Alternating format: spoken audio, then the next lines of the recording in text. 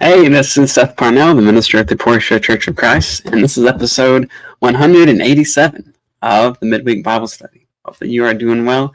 Hope you're doing good, and had a productive and pleasant day. We always appreciate you being here with us, and being able to study with us and kind of dig into a little bit of the Word of God, and it's always a good thing to come together in whatever format in order to study. And so, glad you're here. Hope you had a wonderful day today. And we probably next week, we will go over the lectureship at CRC. We just had that conclude on Wednesday, and it was a great couple of days in which we had a lot of great speakers going over 1st, 2nd, and 3rd John, and had some really spectacular lessons. And so we'll go over some of those next week. But this week, we are going to continue on our series of the Judges and take a look at the first part of the story of a man by the name of Gideon. But before we start, we always want to give you an invitation. If you're someone who is in the Portia area, come by and see us. We would love to see you, love to fellowship with you. We are located at 307 South Jackson Street in Portia, Arkansas, and we are meeting at 10 o'clock and 11 o'clock on Sunday morning, and 5 o'clock on Sunday night, and Wednesday night, 6 o'clock. And so if you're in that area, feel free to drop on by. We would love to see you, love to talk to you, and to be able to worship with you as a brother and sister in Christ. Also, if you have any suggestions for future episodes or future guests, please feel free to send those our way. Love to hear what you think about what we study here tonight, and what your perspective is on these issues that the Bible brings up. And we got some good ones coming down the line, and so I know that you're going to enjoy what we have coming up. We've got Jackie Henry is here. Hope that you are doing good. Hope you've had a wonderful day. Always appreciate you being here with us. Always good to see you. But as we said, we are going to kind of dig into Judges chapter 6. Judges chapter 6. If you remember, we took a look at a man by the name of Othniel to start, who was the relative of the relative of Caleb, and he was someone who was a righteous judge and also a very mighty judge as well, and he served Israel well. He delivered Israel. We took a look at Ehud, who was kind of the judge of deception. He was the assassin. He was the one who made himself a dagger, and he assassinated the king Eglon, the king at that time, who was oppressing Israel, and was able to lead Israel in victory over their oppressors and over the people that were putting them down. We took a look at Shamgar, who took something as simple as a farming implement, as an ox goad, and he killed 600 Philistines with it. And he was a mighty warrior, even though he had very little. But he was able to accomplish great things through the power of God. I took a look at Deborah, who was the encourager, the one who built up, Barak to do what he needed to do. And she was a brilliant judge that presided, over Israel, and gave good, wise judgment. And when it came time to go into battle, she encouraged, and she, kind of moved along Barak to where he could be that commander that Israel needed. And in the end, God gave them into his hand.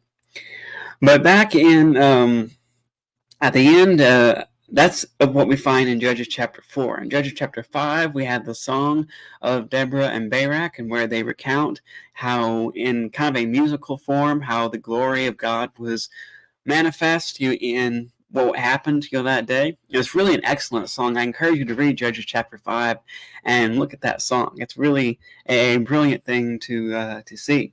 But that after concluding that song, it said the land had rest 40 years. And so now we get to Judges chapter 6, and where we have the next cycle, the next revolution of the cycle, in which Israel has a moment of peace, and then they get back into idolatry, back into immorality, and God gets fed up with them, and he leads them over into the oppressive nations in that land, and they end up being oppressed for a number of years.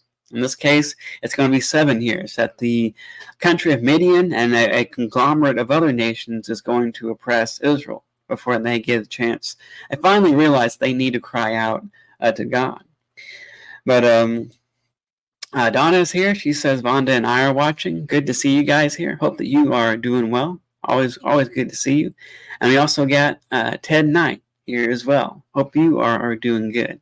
Always appreciate you being here. Ted Knight's an excellent preacher, and so if you've ever heard him, you'll know just how good he is. But it's been it's with the story of the judges, as we see here. It gives the overall picture, as well as the short-term picture, are two pretty similar but different things. And Gideon is here. It's going to come in at a time like all the other judges in which Israel was in a pretty bad state. If you take a look at verses 1 through 7 here in Judges chapter 6, we get the details of just what was going on here at this time. And starting verse 1 here in Judges chapter 6, it says, "The Israelites did what was evil in the sight of the Lord, and the Lord gave them into the hand of Midian 7 years. The hand of Midian prevailed over Israel, and because of Midian, the Israelites provided for themselves hiding places in the mountains, caves, and strongholds. For whenever the Israelites put in seed, the Midianites and the Amalekites and the people of the east would come up against them. They would encamp against them and destroy the produce of the land, as far as the neighborhood of Gaza, and leave no sustenance in Israel, nor any sheep or ox or donkey. For they and their livestock would come up, and they would even bring their tents as thick as locusts. Neither they nor their camels could be counted. So they wasted the land as they came in, and thus Israel was greatly impoverished because of Midian, and the Israelites cried out to the Lord for help." And so we see the beginning of this, and we see how this story began. Just like the others, it starts with Israel doing evil in the sight of the Lord. If we looked at that formula earlier, Israel does what's evil in the sight of the Lord. God gives them to the hand of a nation, and then that nation prevails over Israel, and then Israel cries out to God, and God delivers them not through their own power, but through his own might. And that ends up bringing in an era of peace for them. But in this case, it's the Midianites and a bunch of other nations that are going to oppress Israel. And differently from the other cases, the Midianites actually didn't stay in the land of Israel. They were somebody who actually lived in their own area and kind of did their own thing for a while. But the problem was, as we see there down in verse 4, is that whenever harvest time would come, whenever it was time to reap the harvest of the land, and as you know, wealth in that day and age was tied very closely to agriculture. And so if you had a good year growing crops, it would be a very bountiful, very wealthy year for the people. But if you didn't have that, it'd be a very hard year. And so whenever they would have the harvest, the Midianites would come in and they would sweep across the land, just take anything that they could. They would bring their animals and their livestock, and they would have them eat the grass of the land, eat the plants, and they would just devastate the entire area with no care about, caring for it or sustaining it in any way. They just took everything they could and moved on to the next place. It was a path of destruction that they paved all throughout Israel. When it says that they would encamp against them and destroy the produce of the land as far as the neighborhood of Gaza, that means they didn't just come into a small part of Israel, but they were going all through almost the entire country. This was not a localized problem. This was a serious problem, for everyone. And the Midianites would come in, take everything, and then leave. And so because of this, here in verse, well, really it's in verse 2, yeah.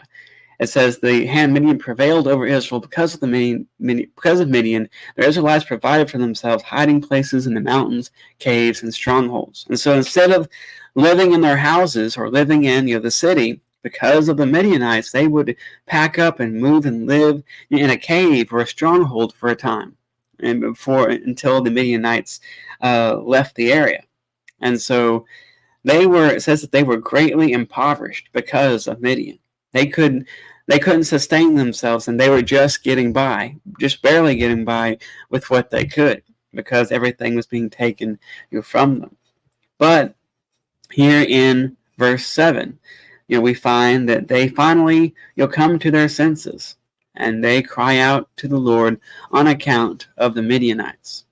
And as we see, one of the recurring factors throughout all these stories of the judges is things never get better until they finally decide to cry out to God. Sometimes they go through this era of oppression for a number of years before they finally decide, I'm going to cry out to God, and I'm going to ask him for deliverance.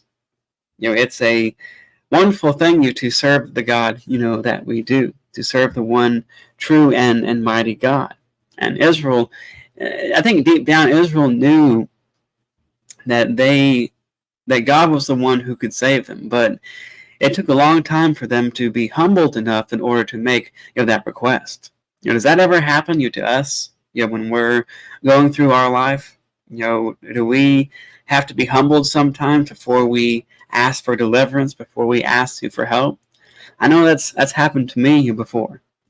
Sometimes we don't really pray a whole lot until something serious happens, until we start facing some struggles, and then we, after trying to solve those things ourselves, then we try to cry out to God. We try to pray to God for deliverance as well. Sometimes we're like that. I think that's part of human nature. We sometimes will suffer through quite a bit before we finally decide to give over that burden to God. And we know that God's not going to wipe away every inconvenience or wipe away every source of pain from our life. That's not what he created this world for. But he will give us the strength. He will give us the ability to get through this. And Israel, they needed deliverance in this case, and they finally cried out to God for it.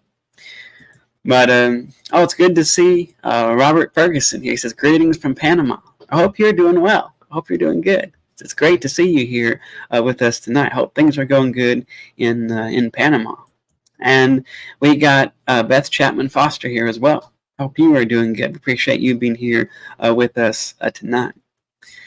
But and like I said, in verse 7, they finally cry out to God on account of the Midianites. And so, in verses 8 down through verses 8 through 10, God's going to send a prophet to tell Israel exactly what's wrong here in this case. Like Israel, they cry out to God for deliverance, but they don't really realize what the problem is immediately. Here in verse 8, it says, "The Lord sent a prophet to the Israelites, and he said to them, 'Thus says the Lord, the God of Israel, I led you up from Egypt and brought you out of the house of slavery, and I delivered you from the hand of the Egyptians and from the hand of all who oppressed you, and drove them out before you, and gave you their land. And I said to you, I am the Lord your God. You shall not pay reverence to the gods of the Amorites in whose land you live. But you have not given heed to my voice.'" And so you kind of get the sense here that Israel thought that the Midianites were the problem here. They thought that the issue at hand was them being oppressed by this foreign nation who was just mightier than they, just more powerful than they were. As it says here up in verse 5, it says their tents were as thick as locusts, their camels who could not be counted. They were a mighty people. And so they thought that was the problem. They were just being oppressed by someone who was bigger than them, and they just needed to be able to conquer them. But the prophet that was called out by God to speak to the people, who's not given a name. We don't know what his name is because it's not mentioned in the scriptures, but he gives a different perspective. He says the reason, as we see in verse 1, this is the case. He says the reason that this oppression is happening, he says, because you have not given heed to my voice. He says, I told you I to not pay reverence to these false gods, these gods of the Amorites in whom you live, but you have not heeded my voice. And you have gone after these false idols. And as we'll see here later on, this is not just a few people that are worshiping idols, but idolatry is very much entrenched in the culture of Israel at this time. And so it's pretty deep, in there. And so they have not given heed, to my voice. That's another thing that we can face, as Christians, because sometimes, our sin has consequences. So sometimes we know sin has eternal consequences, it has spiritual consequences, but it can also have, more immediate consequences as well. And sometimes we don't attribute our problems, to our sin, because that would mean we would need to change. That would mean we would need to do something else or put that sin out of our life. But sometimes sin is the problem, not only spiritually, but also with some of the struggles that we're having. And it can be a difficult thing. It can be hard to put those things out and to make that change in your life. And sometimes we want to blame anything and everything that we can, but in the end we know what the true problem is. We know that it's our sin is something that we need to deal with. It's very, very easy to just place blame on something else, or in this case it was something that was basically out of your control. Israel couldn't stand up to Midian because they were too small. They would not, in a even fight, with nothing else involved, Midian would crush Israel in this case. And so it was something that was out of their control, and so they blamed it on the Midianites instead of looking at themselves, looking at the mirror and saying, well, maybe we're the problem. Maybe our disobedience is the problem. This prophet, he tells them, that indeed is the problem. And if you're someone who repents, you can, God's going to fight these battles for you. God can do so much more than our own might can. That's another theme throughout all these stories of the judges, is that one person can be strong, a group of people can be stronger, but not everything pales in comparison to the power of God. You take Deborah and Barak, you take, Shamgar, you take Othniel, all these people, you take Ehud, all these people could not have had victory without the power of God, because he's the one who gives them, strength. And so we need to be honest with ourselves sometimes, and that's another thing that can be difficult, to have a truly honest perspective of yourself and of what you're doing and your own choices in your life, and saying, is something I'm doing, or is my own sin, is that the problem here in this case? Is that the reason why I'm struggling? It's easy to place blame on something that's out of your control, but sometimes if we're honest with ourselves, we can make that change. And as difficult as it is, it can be something that's the best, for us. And so the Israelites need to come to that realization, and this prophet was someone that told them exactly what was going on. But the deliverer that was going to be called here in this case is a man by the name of Gideon. We're introduced to him here in verse 11. But it's good to have the Dunlaps here. Hope you guys are doing well.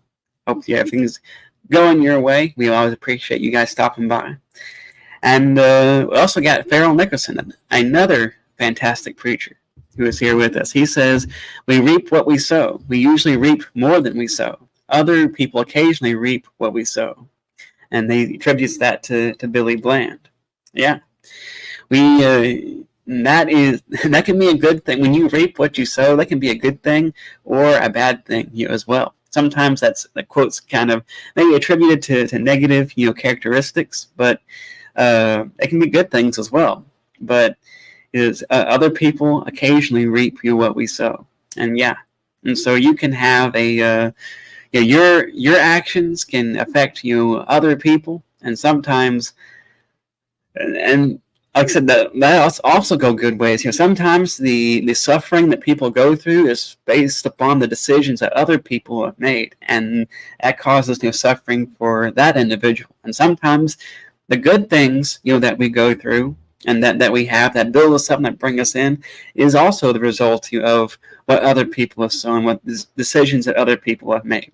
I know that's true for me in my life. I mean, I have been the beneficiary of a lot of people who have been generous, who have been kind, who have been encouraging, who have been inspiring, and that's played a big part in my life. And so I didn't sow all those things that ended up helping me, but because of other people, they were able to give me that benefit. But also, like I said, also in the negative case as well. And here in a person here in Israel might have thought, well, it's not a big deal to worship a statue of Baal or to worship a statue of Asherah. It's not a big deal. It's just me. I'll just make my own personal decision. It's not really hurting anybody, is it? Well, we find that the reason that Israel, the entire nation, was being impoverished was because of all these individual decisions, to worship these false gods. And so we do need to be careful that what we sow doesn't cause suffering for other people. He continues here. He says, "True for bad and for good, and we reap what brethren before us sowed." And that is very true. And you look at the overall church, as well. That's true in that case. There are some good things. We always inherit the positive things that our generation before us has built up and that has given us, and also there's also problems as well, and that we work through and that we have to address. And so, I tend to believe that there's more good than bad, but we've also got we have to be someone who is willing to face those things. And so we need to always be conscious, like I said, that we don't cause other people suffering because of decisions that we make. And as I always say, you have a sphere of influence that is oftentimes much wider than you think. You may not think that you're anybody notable, but as we see here, the decisions that the everyday person made, in Israel had a big effect on all of them. And so if you wait, and that's also true, if you wait till you're somebody in order to make good decisions, in order to be a good example, then you're not going to be a good example when you are somebody, because that doesn't happen overnight. That comes through the steady process of building character and giving your life to God. And so we need to be prepared to be that light whenever we can. When anybody comes in contact with us, we can be that light.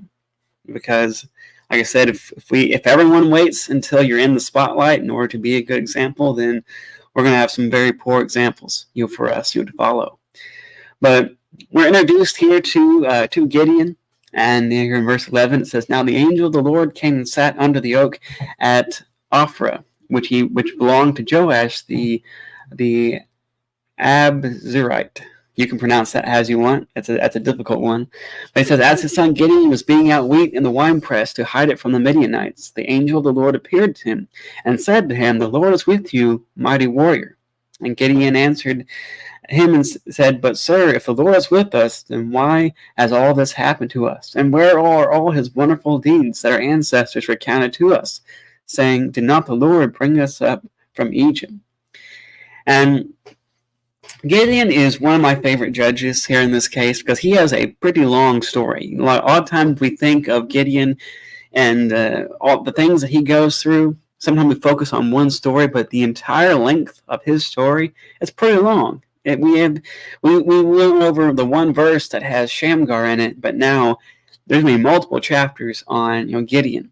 and we're going to be with him for a little bit.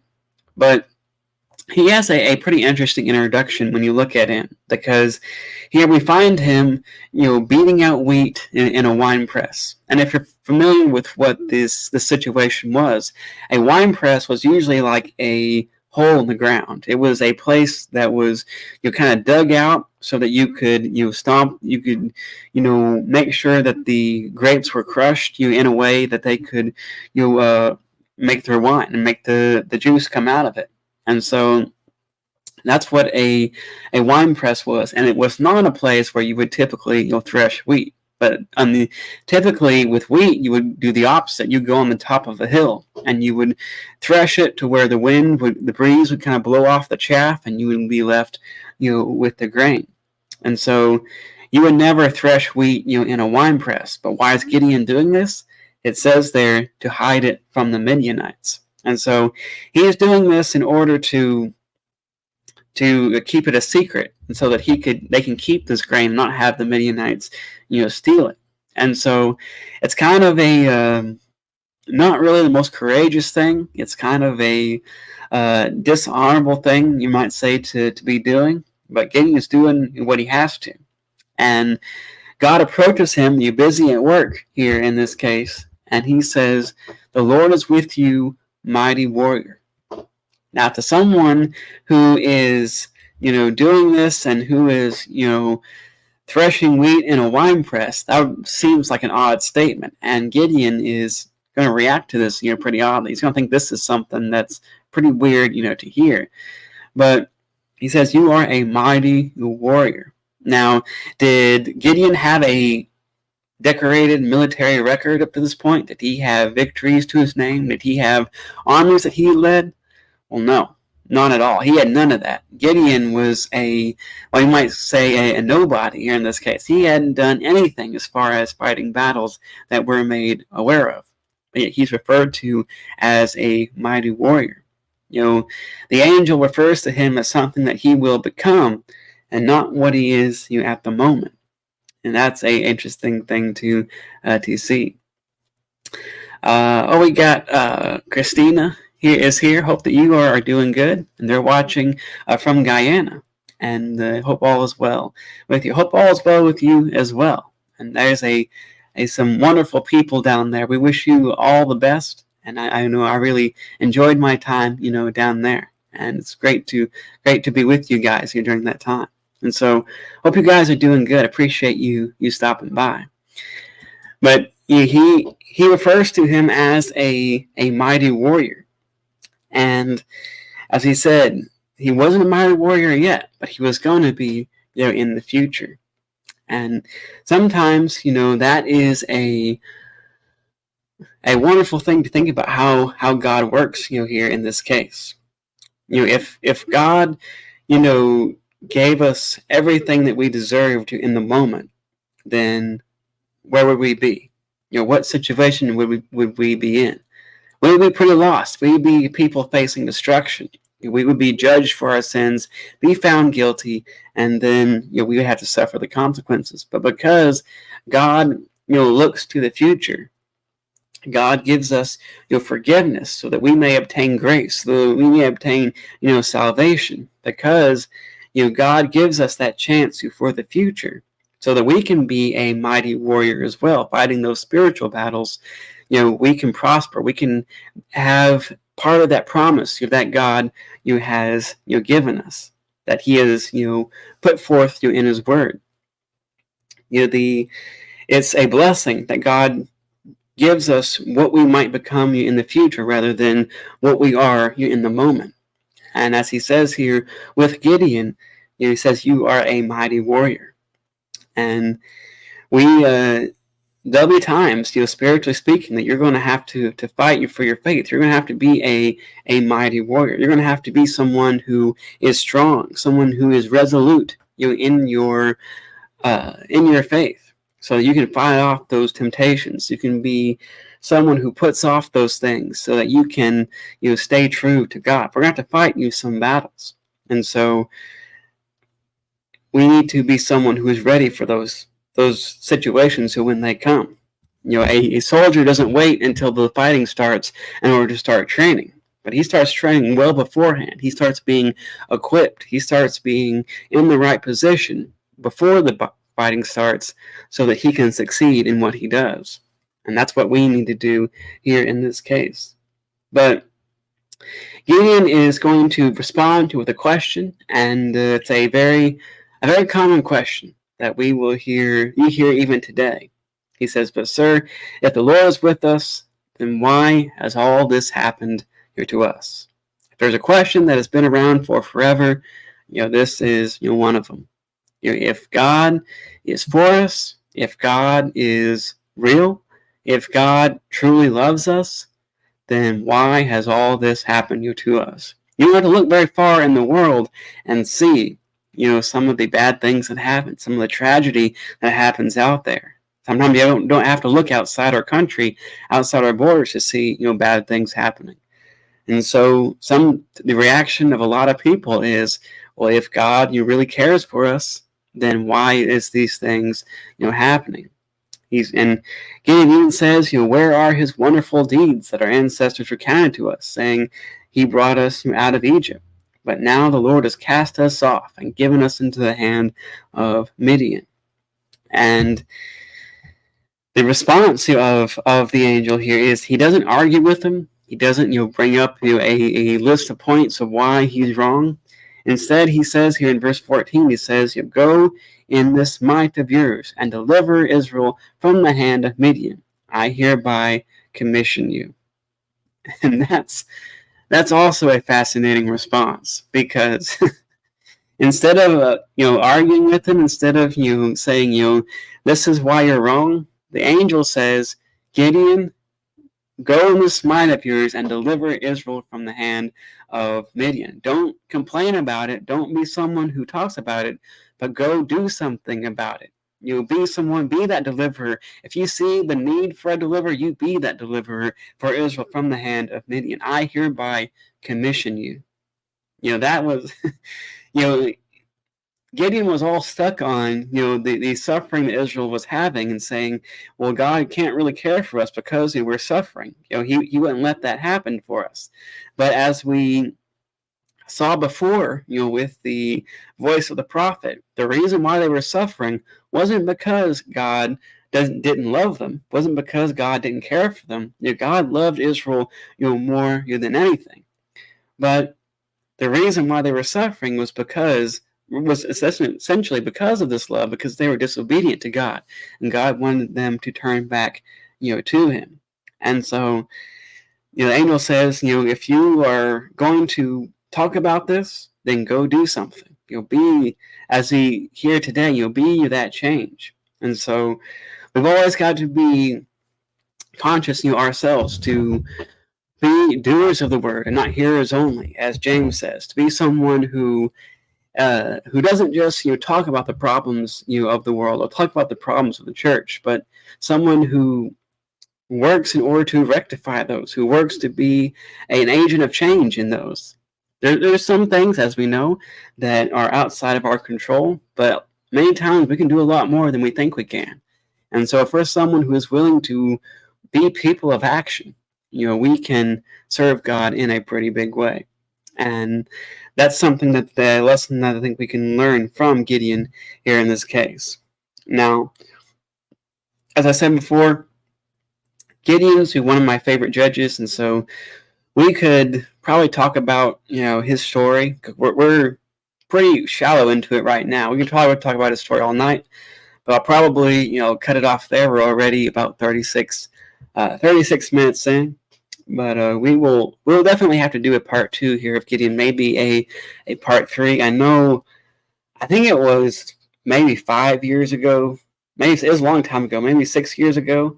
I did I think it was like a 5 sermon series on Gideon, or maybe even 4. But there's a lot to his story. I think there's a lot of good things that we can get from him, and so we'll take a broader look at him in a couple of weeks, probably. We'll, after our look at the lectureship, and see what he has to say, what we can learn from him.